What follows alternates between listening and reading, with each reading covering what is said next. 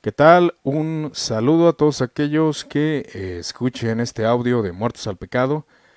Estamos haciendo una transmisión en vivo para contestar algunas preguntas. Ahora bien, esto de contestar preguntas pues entra en el margen de entablar un diálogo, ¿verdad? Ya que pues obviamente el conocimiento teológico es un conocimiento vasto. Y bueno, la realidad es de que no podemos encasillarnos a una respuesta tan sencilla. Creo que el teólogo o el que esté interesado en esta materia o esta ciencia, porque lo es, ya que pues, desgraciadamente está muy demeritada, la realidad es de que pues debemos ampliar el conocimiento teológico. Y bien, voy a dar lectura a algunas preguntas por ahí que me hicieron favor algunos hermanos de colocar sobre de diferentes temas, temas diversos en cuanto a la teología y en cuanto a algunas interpretaciones bíblicas y algunos movimientos por ahí que han surgido dentro de la Iglesia Católica y obviamente de las iglesias evangélicas protestantes, que cada vez más podemos ver diferentes prácticas, ¿no? Bueno, voy a dar lectura a una de las preguntas y dice lo siguiente, la persona que pregunta, dice, igual no sé si quiera que diga su nombre, igual no, lo voy a hacer igual nomás para no entrar en polémicas, pero eh, él pregunta, ¿era realmente Samuel el que se le apareció a Saúl con la bruja de Endor o un demonio? Esa pregunta se me hizo interesante. Y sí lo es, sí es interesante. Aquí el buen Simon le contestamos esta pregunta. Vaya, básicamente es un tema que se da a las interpretaciones y múltiples interpretaciones, ya que el texto comúnmente se lleva a una conclusión lógica, ¿no? Cuando vemos que la divina comienza a narrar que ve a un anciano, eh, por consecuencia, por el hecho de los síntomas espirituales y que algunos aseguran que un hombre después de la muerte no puede regresar, se le atribuye que es un demonio, ya porque la ley mosaica también Dios prohíbe que el hombre haga ciertas prácticas como la adivinación. Pero cabe mencionar que dentro de la teología y dentro de las interpretaciones, dentro de cualquier sector doctrinal, se encuentra lo que algunos comentaristas bíblicos dicen que solamente fue un engaño de la divina hacia Saúl, así como las artes mágicas comúnmente y la mayoría del tiempo suelen ser engaños. Esta es una interpretación muy razonable, ¿no? En cuanto a la razón. No, pues lo que pasó que la adivina lo que hizo con Salomón fue solamente engañarlo, solamente procurar conseguir algo de él. Otras interpretaciones sostienen que era un espíritu demoníaco enviado por Dios para engañar a Saúl como un castigo, como consecuencia de su transgresión por desobedecer la ley de Dios, que ese es el punto 2, que será la segunda interpretación. Primero fue un engaño, segundo es un demonio, ¿no? Y la tercera interpretación, que no parece muy probable, pero de hecho aparece como un milagro de Dios, es decir, que Dios sí propicia este evento de que Saúl vea a Samuel. Tiene un carácter parecido, dicen algunos, con el acontecimiento que ocurre con Jesús cuando Moisés y Elías se aparecen a Jesús de manera transfigurada. Entonces, puede ser. Ahora, la transfiguración tiene un aspecto que es solamente una visión, o que realmente Elías y lo que es Moisés se le aparecieron realmente a Jesús. Entonces, aquí caben las interpretaciones. Estas tres interpretaciones son conocidas dentro del mundo católico, el mundo evangélico y pues en cuanto al dogmatismo, realmente el texto se da a interpretaciones lógicas y a interpretaciones impuestas, que comúnmente es lo que se hace. En mi punto de vista, yo siempre he creído que lo que se manifiesta ante Salomón, perdón, ante Saúl, perdón, lo que se manifiesta ante Saúl es el hecho de que fue precisamente una manifestación demoníaca. O bien, la interpretación de que fue un engaño de la divina tampoco se me hace tan errada, ¿verdad? Entonces puede ser hasta que las podemos unificar, ¿no? Un engaño y pues realmente una manifestación demoníaca. a la respuesta de Samuel, de Simon, perdón, considero, a la pregunta de Simon, considero realmente que fue una manifestación demoníaca, que es conforme a las interpretaciones que podemos conocer dentro del mundo evangélico, ¿verdad? Y dentro de aún del catolicismo romano. Igual por ahí anda, no sé si esté Jorge, me gustaría pues si sigues ahí, Jorge, me gustaría que dieras tu opinión cómo lo ve la Iglesia Ortodoxa, ¿no? Que son interpretaciones que pues son variadas, considero que ninguna pues ser dogmatismo, aunque bien en este sentido que haya sido una manifestación real que Dios haya permitido. Algunos utilizan el texto de que ningún muerto o algún alma de algún muerto puede venir a este mundo, pero estas son las interpretaciones que hay dentro del mundo cristiano. Y también hay otra pregunta, dice Arturo, ¿qué dijeron los truenos del Apocalipsis que se le pidió a Juan no escribir? Ok, quise dar lectura a esa pregunta porque se me hace graciosa, ¿no? No lo sé, si Juan no lo escribió, menos uno puede suponer, ¿no? Y esos son dos tipos de cosas. Hace curioso, yo creo que Arturo lo dijo, quiero creer que lo dijo en síntoma de chiste, ¿no? Pero y a veces somos así, ¿no? Queremos conocer lo que está atrás del texto y muchas veces pues no se puede, podemos especular, ¿no? Y ahí es donde inventamos nuestras interpretaciones privadas acerca de la escritura. Otra pregunta dice, ¿dispensacionalismo o amilenialismo, rapto secreto? ¿Cuáles son los errores de esta teología? Bien, lo que hay que reconocer que el dispensacionalismo es un sistema de interpretación escritural, así como hay interpretaciones de diferentes formas en lo que es la escatología, pues bien, hay ciertos puntos que debemos de ver. No solamente es un sistema escatológico el dispensacionalismo, es todo un sistema, es como una teología del pacto, como teología del nuevo pacto, la forma de ver la escritura, es un mundo de interpretación, es un sistema que se impone a las escrituras, como la mayoría de los sistemas, eso es algo que debemos de entender. El dispensacionalismo son diferentes economías, dispensaciones, etapas del mundo de la revelación, del propósito de Dios. El amilenialismo pues ya es un sistema que determinamos en cuanto a una cuestión escatológica. También, sí, Solís, preguntas abiertas, aunque pues creo que sabes más que yo, hermano, pero igual puedes hacer ahí las preguntas. Entonces, en este detalle, el dispensacional tiene una visión de las escrituras como un propósito de Dios, no dividido prácticamente, pero sí propósitos diferentes. Es algo que comúnmente se escucha por ahí y es algo que ocurre dentro del mundo teológico, dentro del mundo de la teología, de los maestros. Es bien común y pues es algo desagradable, pero pues igual a veces se hace por ignorancia y es cometer las llamadas falacias, ¿no? Falacias lógicas, hombres de paja, en cuanto a algún sistema de interpretación. Algo que es realidad del dispensacionalismo, aunque este dispensacionalismo por ahí fue promovido por Scofield, la Biblia Scofield fue la que promovió este tipo de teología, que básicamente pues yo la considero muy novedosa, o sea, no, entre comillas novedosa, porque hay parte que pudiésemos decir que pues saca de las conclusiones de interpretaciones judías, que es una realidad, que realmente es el énfasis del dispensacionalismo, colocar al pueblo judío en ciertos aspectos del reino. Esto no implica diferentes maneras de salvación, es algo que debemos de entender.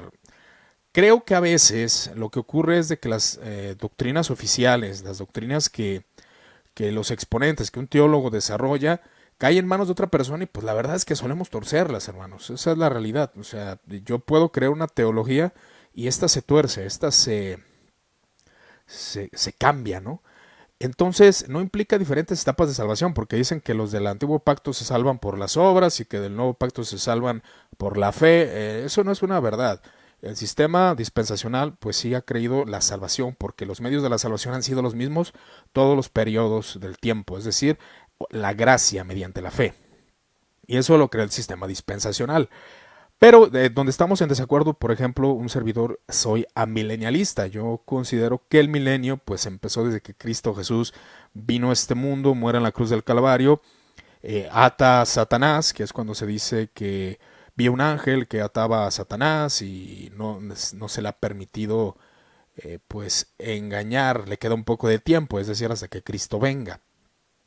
Entonces, este tipo de dispensación vino primeramente, que es la dispensación de la conciencia, desde la caída hasta el diluvio, el gobierno del hombre, desde el diluvio hasta el llamamiento de Abraham, promesa de ley y gracia, y la séptima está por llegar, que viene siendo todos estos eventos escatológicos. Muchos dispensacionalistas resaltan que reconocer a qué dispensación se hace referencia un pasaje dado a las escrituras es crucial. No debemos intentar gobernar nuestras vidas mediante preceptos establecidos, es decir, por medio del milenio o para el milenio, por ejemplo, para el milenio.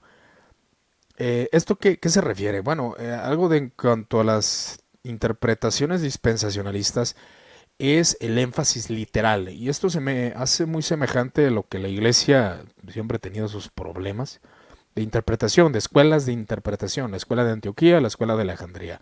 Por un lado tenemos la escuela alegórica, que es la escuela de Alejandría, la escuela literal, que es la de Antioquía, ¿no? Entonces los dispensacionalistas pues se distinguen por interpretar la escritura de manera literal, un reino establecido en la tierra para los judíos, el reinado de David, para el pueblo de Israel, entonces para ellos es literal, cosa que para una milenial, más bien esta postura es abrazada por muchos reformados y diferentes personas, que el milenio pues obviamente es alegórico, no es algo literal. Entonces, los dispensacionalistas resaltan demasiado esa distinción entre Israel y la iglesia. Preguntaba él, ¿los errores? ¿Cuáles son los errores? Bueno, los errores en cuanto a esta teología, bueno, desde una postura milenial, ¿verdad? Obviamente que la iglesia siempre ha estado, o sea, cuando se refiere a Israel, mi pueblo, en diferentes pasajes, porque es muy importante tratar de interpretarlos correctamente, y esto se lo dejo a los académicos maestros, eh, lo que es el pueblo de Israel, en muchos textos de la Sagrada Escritura hace referencia a ese pueblo elegido, a ese Israel espiritual, como la carta de los Gálatas, verdaderos judíos, como dicen los romanos. Entonces, creo que es eso, que el dispensacionalista se apega mucho a una escuela literal en cuanto a sus interpretaciones. El rapto también pues se considera pues literal y se acomoda, o sea, si hay un rapto, si hay un arrebatamiento, por así decirlo. El rapto secreto es también algo novedoso, algo que se utiliza en algunos pasajes de la Sagrada Escritura. Pero en cuanto al milenialismo es definitivamente sí hay un arrebatamiento el cual ocurrirá al momento de que Cristo Jesús venga y estos serán transformados. Son eventos inmediatos. El reino milenial pues es un reino que está ahora presente, que los santos están gobernando, que están en esa posición de reyes y sacerdotes juntamente con Cristo. Y al momento de que pues obviamente se haga toda la transformación de la tierra renovada y todo eso es cuando se va a gobernar. La diferencia entre el dispensacionalismo es ese reino de 1000 años, ese reino de 1000 años ha comenzado desde que Cristo Jesús está sentado en su trono. Y él dice cuando van a ocurrir todos los eventos en Mateo 24, después el fin. No se da pauta un reino literal, que ahora Jesús está reinando, está gobernando por encima de todos. Es un tema que es bastante profundo. Entonces hay diferencias. Según su punto de vista, Dios hizo un pacto incondicional con Israel. O sea que todas las promesas de Israel son netamente para Israel. Eso es lo que ellos declaran, sigue siendo su pueblo especial y al final recibirán su bendición.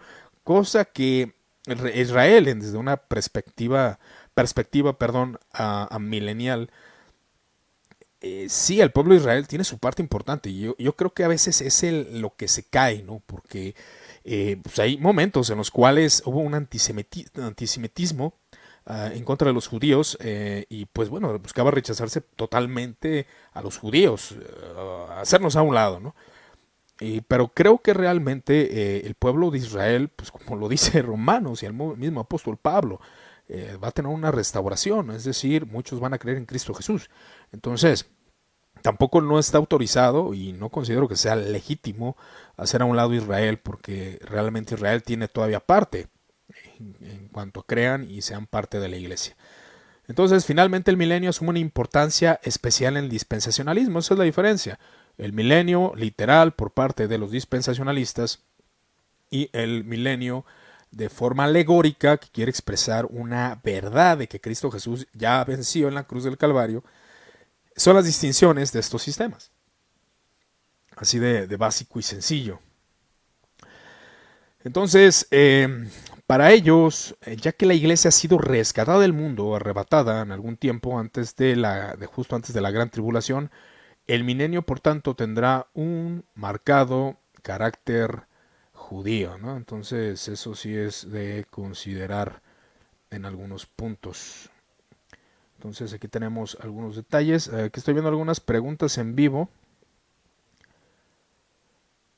Que dice, ¿qué sistema escatológico se adhiere MAP? Bueno, básicamente lo acabo de comentar. Es una postura milenial.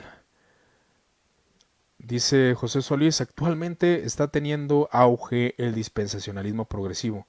Su distintivo es que ya no hace diferencia entre Israel y la iglesia. Sí, es que son unas combinaciones, por eso vaya, es complejo a veces identificar y encasillar a todos en un mismo cajón, ¿verdad? Y eso es algo complejo. Preguntaba también, haciendo referencia, ¿quién teológicamente hablando puede celebrar la reforma? Hace esta pregunta de forma consistente. Vaya, la verdad, también me causa un pequeño detalle. Ok, tuvimos un pequeño problema con el audio. Bueno, refiriéndome a ese punto, la pregunta de las iglesias reformadas, ¿quién puede celebrar consistentemente la reforma protestante o la reforma de la iglesia? Mencionaba que Lutero es pues el principal reformador, por así decirlo, aunque pues dentro de la iglesia siempre hubo personas que querían renovar la espiritualidad, apartarse de la corrupción, vivir una vida más espiritual. Podemos ver hasta en el libro de Tomás de Kempis cómo gente dentro del catolicismo pues quería renovarse, ¿no? Quería pues vivir una espiritualidad más profunda. Martín Lutero no tenía la intención de separar la iglesia católica, es decir, el que era una reforma interna dentro de la iglesia católica, y ese es un punto que debemos de entender básicamente, ¿no? ¿Qué es lo que Martín Lutero tenía esa intención? Había problemas políticos y la reforma también se debe a eso. ¿Por qué hubo una reforma protestante? ¿Por qué hubo apoyo? ¿Por qué hubo un poder de institución que le ayudara a Martín Lutero por cuestiones políticas? Era conveniente, a muchos a conveniencia, ¿no? Entonces no solamente era un conflicto doctrinal. Pero bueno, hablando de las iglesias reformadas, en cuanto a este aspecto, podemos ver que las iglesias reformadas son las iglesias que provienen de lo que es Ulrico Zwinglio y todos estos exponentes, Juan Calvino, Teodoro Beza, Pietro Martire, entre otros. De ahí viene. Pero ¿cuáles son estas iglesias? Pues comúnmente podemos definirlas como las iglesias presbiterianas, o sea, las iglesias de gobierno de presbiterio, que comenzó con Zwinglio, con Calvino, con John Knox, todo lo que fue Suiza, Escocia, Francia, Países Bajos y Hungría, que empezaron a abrazar este sistema que se empezó a desarrollar por el reformador Juan Calvino, entre otros reformadores, que pues no solamente fue trabajo de Juan Calvino, cabe enfatizarlo, ¿no? Las iglesias anglicanas también se consideran algunos como reformadas y católicas. Entonces, de manera de que podamos decir, bueno, estos son los más apegados o son los que habían en ese tiempo, pues estamos hablando de luteranos, aunque los luteranos, cabe mencionar que pues ellos no, el nombre reformado para ellos no es pues mucho de honor y de hecho pues no lo toman, ellos se prefieren llamar evangélicos. ¿Por qué? Porque es la continuidad de la Iglesia Católica y todos querían eso, Calvino quería eso, continuidad de la Iglesia Católica, solamente quitando las prácticas equivocadas de Roma, que esa era la intención de estos exponentes, ¿no? De estos reformadores. Y se empieza a desarrollar diferente teología. De ahí hay muchas divisiones. Ahora un pentecostal puede celebrar la La Reforma, bueno, pues abraza ciertas doctrinas de la Reforma, pero no todas. Y la realidad es de que hay un mar de divisiones. Si tú tienes que ser históricamente de una denominación para celebrar la Reforma, pues sí, hay unos que opinan, obviamente, que un pentecostal que va a estar celebrando la Reforma, dicen algunos, ¿no? O que un metodista, ¿no?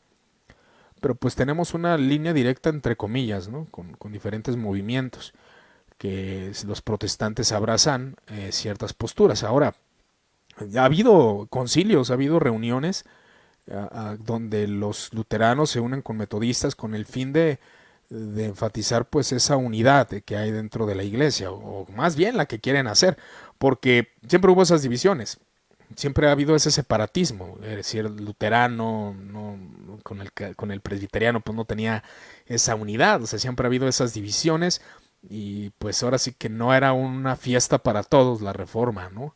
Los luteranos dicen pues la verdadera reforma o el verdadero movimiento pues fue el que ocurrió dentro de la iglesia luterana.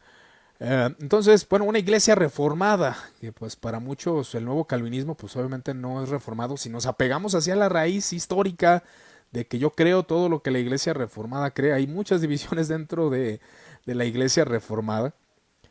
Entonces, el artículo nos da a entender que la iglesia reformada es una expresión de varias, es decir, las iglesias reformadas calvinistas, iglesias reformadas neerlandesas, las iglesias reformadas presbiterianas, iglesias, pues aquí vemos el presbiterianismo y la iglesia reformada episcopal o el anglicanismo, ¿no?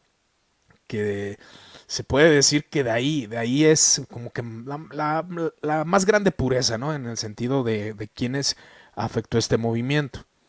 Eh, Digo, hay mucha ambigüedad, pues tratamos de ver nuestras raíces, pero pues la realidad es de que las personas o los sectores religiosos como del anglicanismo, pues sale el metodismo, del metodismo sale el pentecostalismo y diferentes tipos de pentecostalismo, entonces de alguna forma guardan algunos aspectos de las interpretaciones de las iglesias reformadas, pero pues también no, o sea, es muy complejo porque hay muchísimas divisiones, ¿no? En cuanto a la reforma protestante, quién puede celebrarla, que fue un movimiento que impulsó otros movimientos. Entonces, pues hay diferencias entre todos, entonces pues nadie celebra nada, ¿verdad? Eso es algo ahí bastante complejo en cuanto a este sentido. ¿Quién la puede celebrar? ¿Quién no? ¿Quién sí? Uh, bueno, históricamente creo que luteranos, anglicanos y presbiterianos creo que serían aquellos que pueden celebrar la reforma. Pero bueno, igual yo no veo algún aspecto complejo en eso, ¿no? O sea, quien quiera celebrar la reforma, pues puede hacerlo, ¿no? No creo que tenga derechos de autor. Entonces, la iglesia ortodoxa, dice Orsto, no tiene ningún dogma en ese tema de Samuel y Saúl, con ningún tema en ese tipo, pero lo que puedo aportar es que para la patrística encontramos dos perspectivas. La interpretación engañó a Saúl, un demonio, sostenido por San Hipólito de Roma, San Basilio el Grande, volviendo al punto de que estábamos hablando al principio, que fue una pregunta por ahí de Saúl y Samuel. Y también dice que la interpretación era realmente la que sostenía Orígenes. En el caso de San Juan de Crisóstomo, creía que el espíritu de Samuel era una aparición demoníaca. Sin embargo, él difiere de la primera interpretación y cree que el demonio estaba hablando bajo el mandato divino de Dios. Interesante. En ese punto, pues ahí estamos en acuerdo en algunas maneras de interpretación bíblica, ¿no? Es dispensacional judío, es dispensacional judío de la sana doctrina. El metodismo es un anglicanismo aún más protestante. Sí, se empieza a separar más del catolicismo. Y son transformaciones, vuelvo a mencionar, que son complejas, ¿verdad? En cuanto a la pregunta que me decía, ahora sí que, pues puedo celebrar la reforma, no puedo celebrarla, pues por ahí algunos dicen que, pues bueno, hay que celebrarla. Creo que pues algunos principios se guardan de la reforma, no todos. Pues ahora sí que aún las 5 solas ni siquiera Lutero dicen que abrazaba algunas. Entonces es muy complejo porque hay muchas opiniones. Si tienes que creer tal cual Calvino, pues vas a dejar de celebrar algunas cosas. Pero ¿de quién es esa fiesta? ¿De quién es esa tradición? Pues los más apegados pues son aquellos que que estuvieron pues involucrados de manera histórica, ¿no?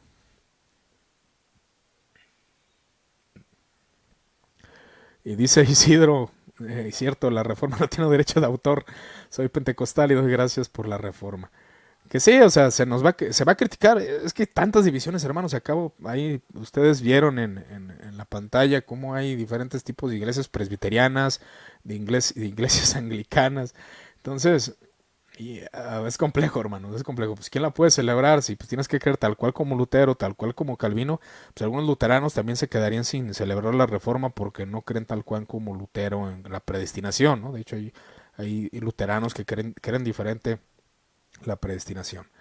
Entonces, ¿quiénes teológicamente pueden celebrar? O sea, ¿quién se apegan más? Pues bueno, pues serían algunos presbiterianos muy apegados a la doctrina de Calvino, de todos ellos, o bien, pues los luteranos, pero festejándolas desde otro punto de vista, o a un anglicano, ¿no? Porque bueno, ahí se desecha a los pobres anabaptistas, que ellos hicieron su reforma radical, pero pues no es tan celebrada esa reforma radical, ¿verdad? Que también son puntos a considerar. Y me preguntaba una persona acerca de un movimiento que es el movimiento de la invención de Dios, que es un movimiento que apenas lo conocí, ni siquiera tenía idea que existía, pero es un movimiento bastante pues extraño en cuanto al sentido a las cuestiones de la oración y algunas prácticas que bueno pues se salen de las prácticas comunes dentro del cristianismo, ¿verdad? Eso nomás sería lo único que pudiera decir referente a ese movimiento.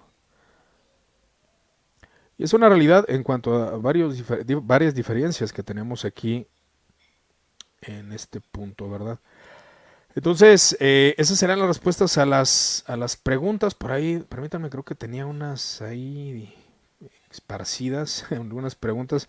Me preguntaba una persona que era más importante si la presencia o la misericordia de Dios, que decía que un predicador dijo que él no quería la misericordia, que quería la presencia.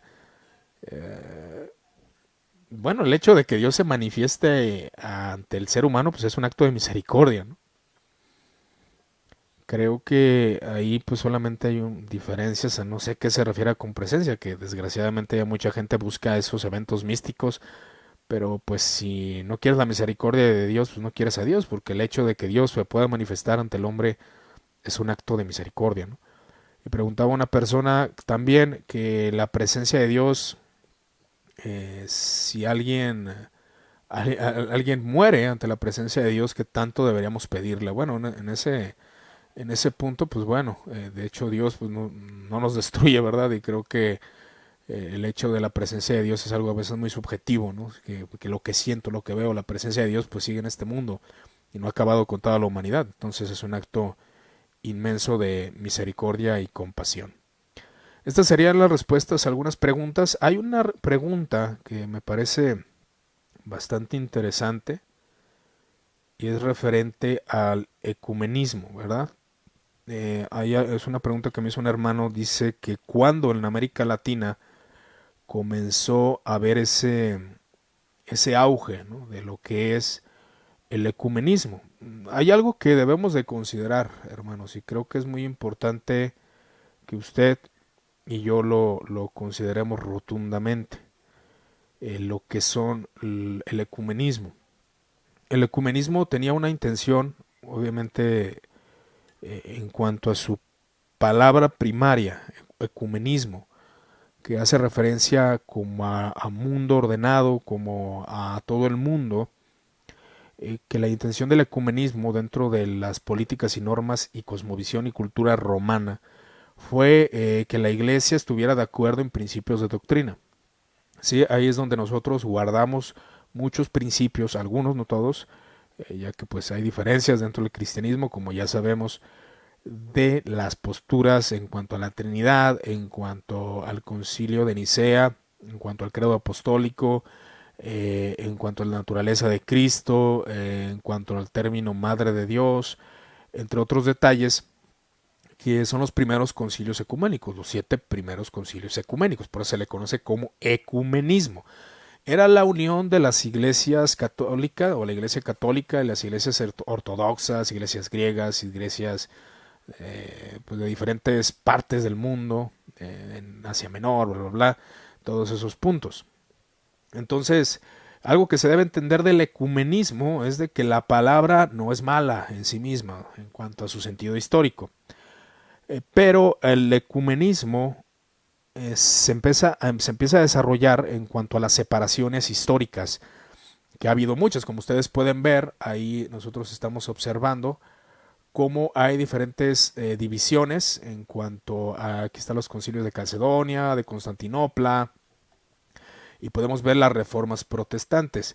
El ecumenismo, la Iglesia Católica, algunos exponentes, y aún, o sea, ha sido un trabajo de partes, es decir, el ecumenismo no se puede decir que empezó, pero como la segunda etapa de cómo se empezó a utilizar la palabra ecumenismo, viene de unión o conversaciones entre anglicanos y católicos, y aún entre iglesias ortodoxas, iglesias coptas, iglesias de otros lugares, que empezaron a desarrollar lo que es ese contacto de comunicación.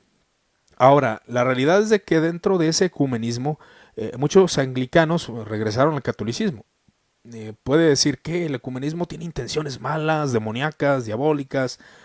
Eh, en cuanto a ese sentido, estamos hablando, bueno, ya mencionamos el primero. El primero dejó puntos de la ortodoxia importantes dentro de la Iglesia Universal.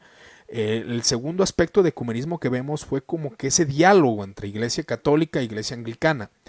Y después se fueron añadiendo otras, ya empezaron a hablar con los protestantes históricos, es decir, luteranos y presbiterianos, que son a los que se les considera como hermanos separados, según dicen algunos. Algunos dicen, no, nuestros hermanos separados solamente son los ortodoxos, solamente son las iglesias históricas.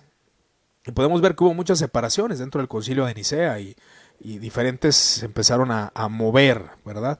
Entonces el ecumenismo es un diálogo entre las iglesias cristianas. Cuando hay gente que utiliza que un islámico con un cristiano, con un judío y con un budista, eso no es ecumenismo. Perdón.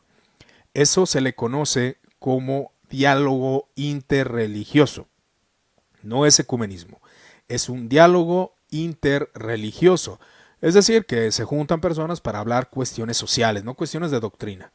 No se tratan cuestiones de doctrina, eso de que todos los caminos, todas las religiones llevan a Dios y todo eso.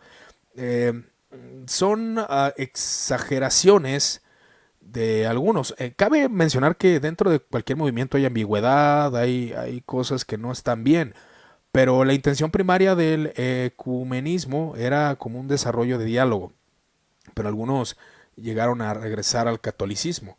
Esa es una realidad. Ahora, que la Iglesia Católica quiera traer a sus puertas a los protestantes y los demás, bueno, eso es intención de algunos. Pero en 1908, precisamente, Paul Watson, que fue quien se convirtió al catolicismo, entonces él quería crear una conversación con los no católicos y pues a tratar de hacerlos retornar al seno de la iglesia, al seno de la iglesia católica, esas divisiones que ocurrió en la Reforma Protestante, en el primer gran cisma en 1054 con la iglesia ortodoxa, entre otros detalles. Entonces empezaron a fomentar esas conversaciones, esos diálogos de por qué hubo la separación, cuál era la necesidad, qué doctrinas eran diferentes. Algunos regresaron al catolicismo y otros no, otros obviamente rechazan ese punto. Y de hecho, dentro del catolicismo, aunque este movimiento se empezó a dar dentro de este sector, que cabe mencionar, anglicano y católico, el Papa Pío XI, él sostuvo que esto era desagradable, que no era posible que pudiéramos tener comunión con personas que no abrazaran los sacramentos, a los infieles, aquellos que obstinadamente se han apartado de Cristo, y mencionaba de manera descalificando el movimiento ecuménico. La única religión es la Iglesia Católica, decía él. Los verdaderos, aquellos que quieran realmente tener una comunión real, deben de conmemorarse, de unirse.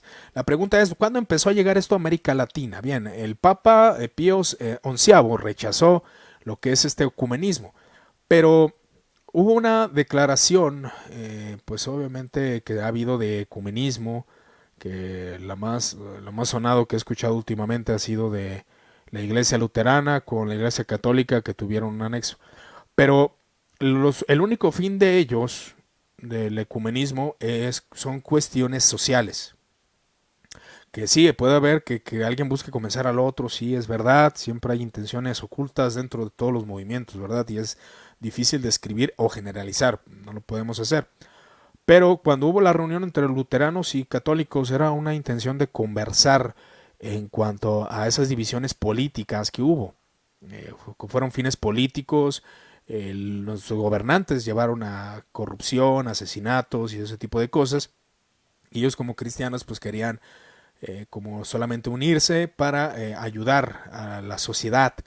Lo que ocurrió en el 2016, si no me equivoco, con el Papa Francisco, que era una unión, exhortación a los católicos y luteranos de que sean valientes, que sean alegres en la esperanza, el compromiso con la sociedad, al trabajar juntos en ayuda con la solidaridad para glorificar al Dios Trino, fundados en Cristo y dando testimonio de Él, renovados en nuestra determinación para ser fieles heraldos del amor de Dios a la humanidad, como un concepto. Pero las cuestiones doctrinales no se tocan, porque obviamente la Iglesia Católica no va a cambiar sus convicciones doctrinales, o la Iglesia Luterana no va a cambiar sus convicciones doctrinales.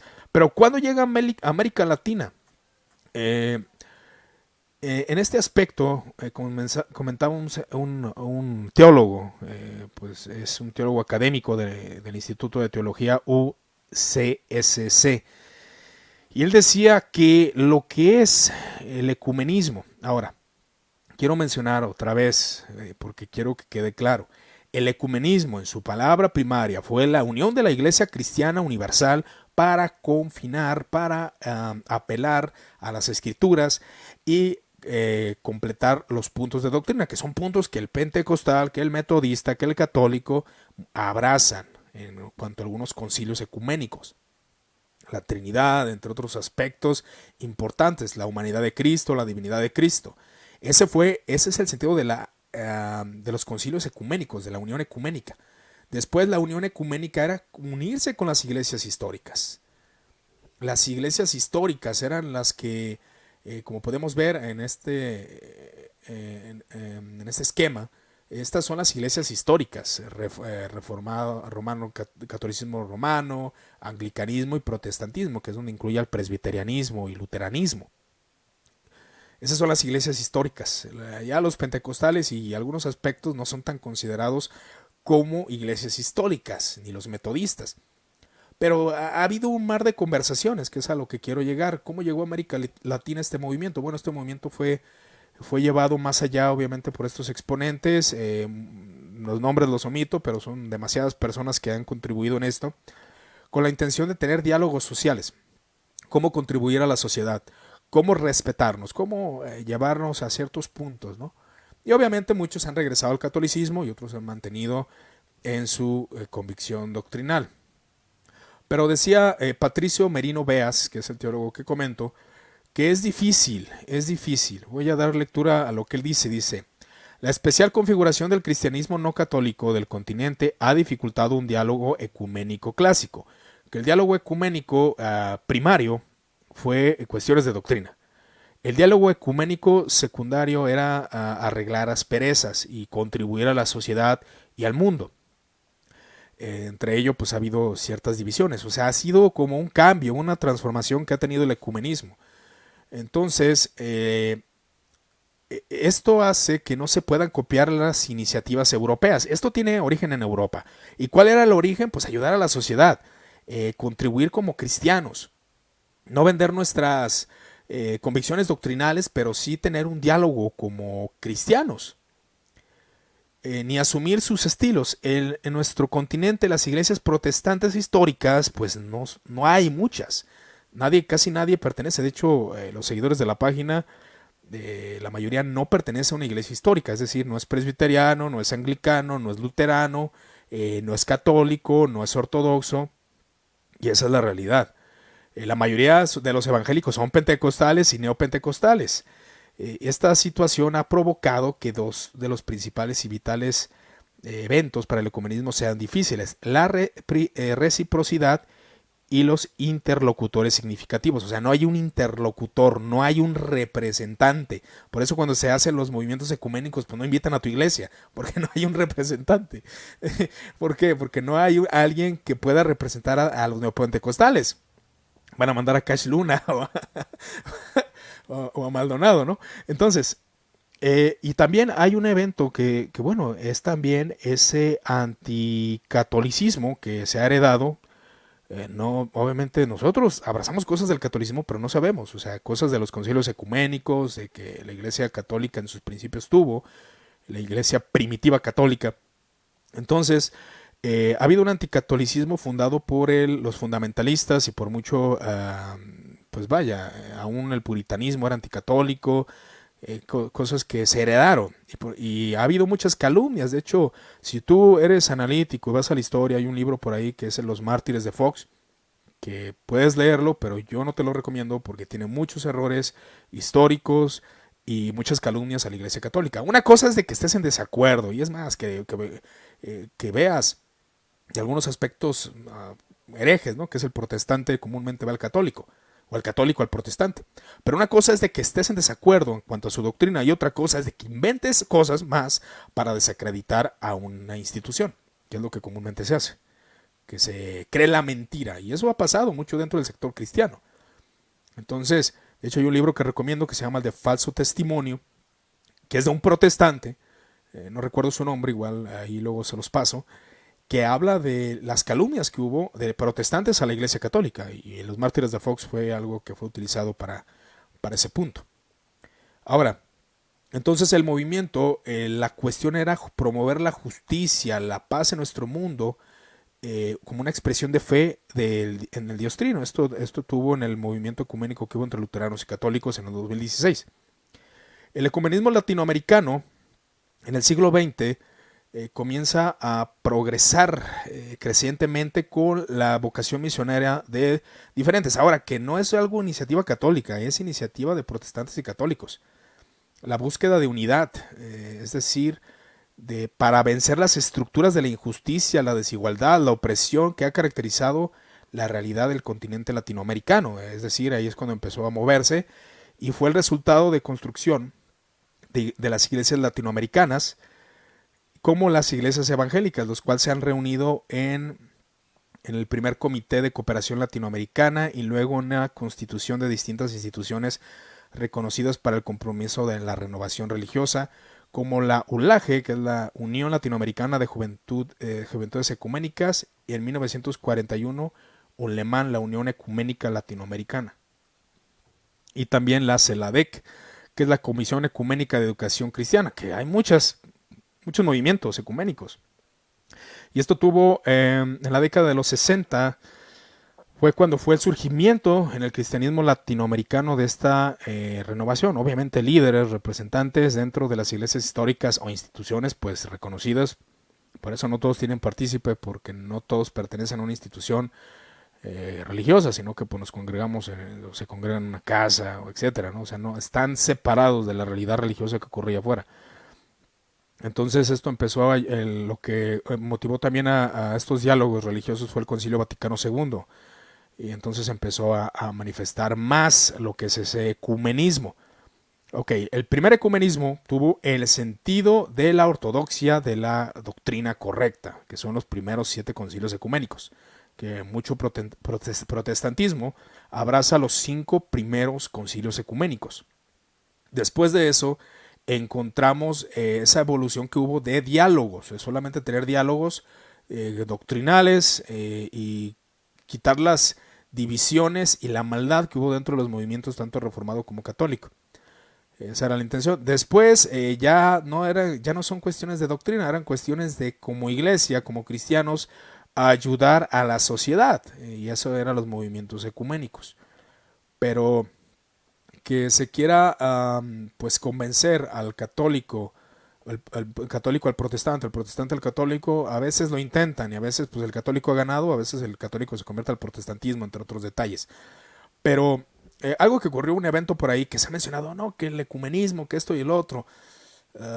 Creo que se ha desvirtuado mucho, pero fue lo que ocurrió en el 2006 con Marcos Witt, que participó en un evento ecuménico organizado por Creces, que reunió a evangélicos con católicos, pero fíjese bien, con católicos carismáticos. Y cabe mencionar que dentro de la Iglesia Católica hay cierto sector que rechaza tradicional, que rechaza el movimiento carismático católico, o sea, no tiene una autoridad total este evento, o sea, no fue algo que se declarara por el Papa o etcétera, ¿no?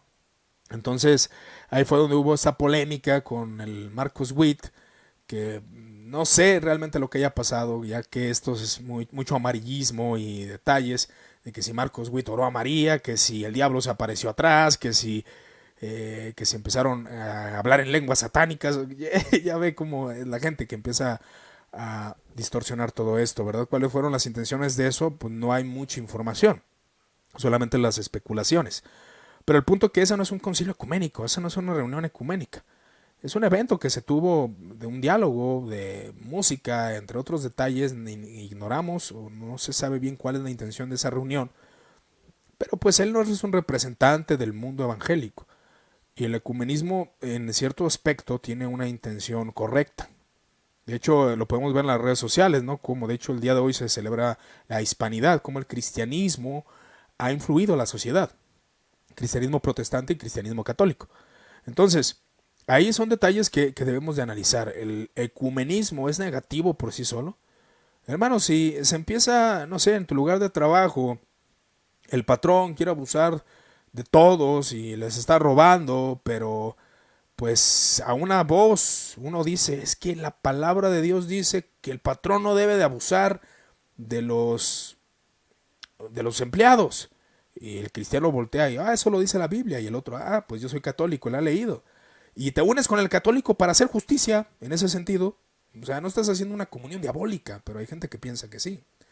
Pero bueno, son aspectos difíciles y el ecumenismo es algo difícil de tratar. ¿Por qué? Porque hay diversas intenciones, diversos movimientos y diversas posturas en cuanto al ecumenismo, ¿verdad?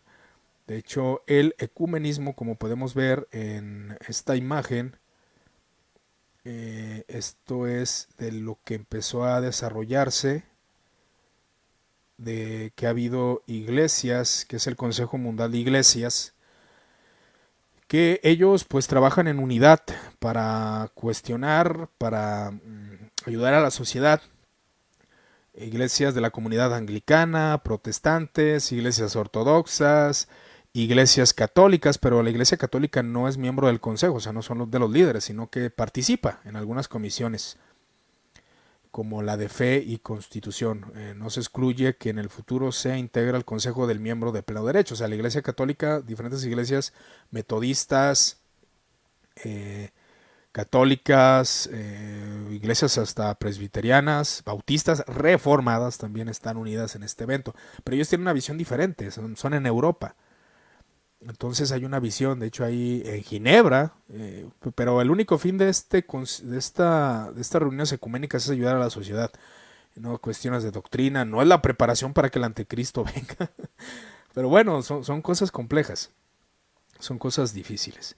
Pero bueno, esa sería la respuesta al ecumenismo. Así fue como llegó a Latinoamérica por cuestiones sociales, no cuestiones doctrinales.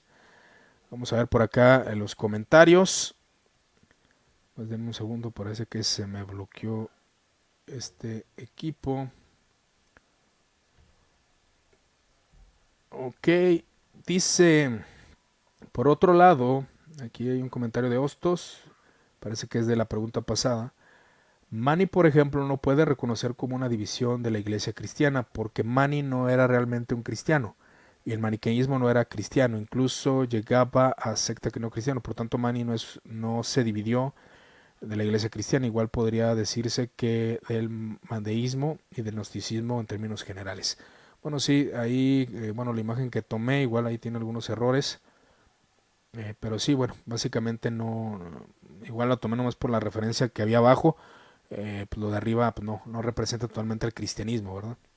Entonces son detalles que podemos ahí considerar en cuanto a varios aspectos de las divisiones. Para aclarar ese punto, que bueno, que el maniqueísmo no es cristianismo, el gnosticismo obviamente no es cristianismo, entre otros detalles que bueno, que ahí hubo ciertos conceptos, ¿no? Pero las divisiones históricas, vuelvo a mencionar, es la separación que hubo en 1054, en 1517, con la reforma protestante, luteranos, presbiterianos y anglicanos, que son considerados como las iglesias históricas. Las demás ya son divisiones internas. Ahí un poco complejo, ¿no? Este tipo de cosas. Gracias, Jorge, por tu punto. Es verdad. Solamente que la imagen la tomé por ahí, no me fijé en esos detalles. Pero es correcto. Ok, no sé si tengan alguna otra pregunta, algún otro comentario referente a esta sesión de preguntas y respuestas. Voy a ver por ahí si se me escapa algún comentario. Veo que no. Bueno, esto sería todo por mi parte. Pues agradezco su atención. Cualquier otra pregunta que quieran hacer, la pueden colocar ya sea en el chat, en este video o en otros detalles. Les agradezco su atención y que Dios los siga bendiciendo.